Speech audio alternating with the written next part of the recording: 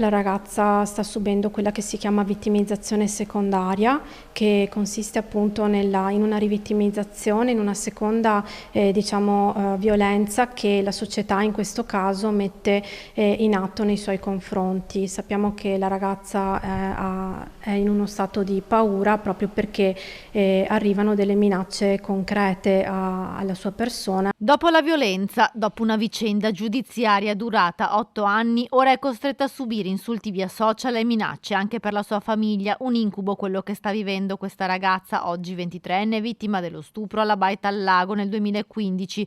Purtroppo il fenomeno della rivittimizzazione non è così insolito, spiegano dal Centro Veneto Progetti Donna, che segue le vittime di abusi e maltrattamenti, e in questo caso anche le dichiarazioni social fatte dal ragazzo condannato per lo stupro mostrano come la società sia ancora poco sensibile nei confronti delle donne vittime di abusi. Trovo gravissimo quello che è successo, ma non è altro che lo specchio di una società che ancora per questo tipo di reati ha una sorta di legittimazione. Che un ragazzo si sia sentito libero di poter scrivere sui social quelle frasi dimostra che c'è un senso di impunità e che c'è anche una comunità che in qualche modo giustifica e vittimizza ancora una volta chi invece dovrebbe essere rassicurato e sostenuto in un percorso di riabilitazione. Nel frattempo il Consiglio dei Ministri ha varato un nuovo decreto contro la violenza sulle donne che inasprisce le pene, ma questo non basta, spiega la referente del Centro Veneto Progetti Donna.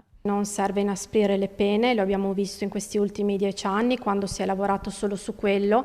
Il femminicidio è l'unico reato che non è diminuito rispetto agli altri reati violenti e quindi sappiamo bene che bisogna agire in altro modo, bisogna agire con interventi strutturali di prevenzione vera, non di prevenzione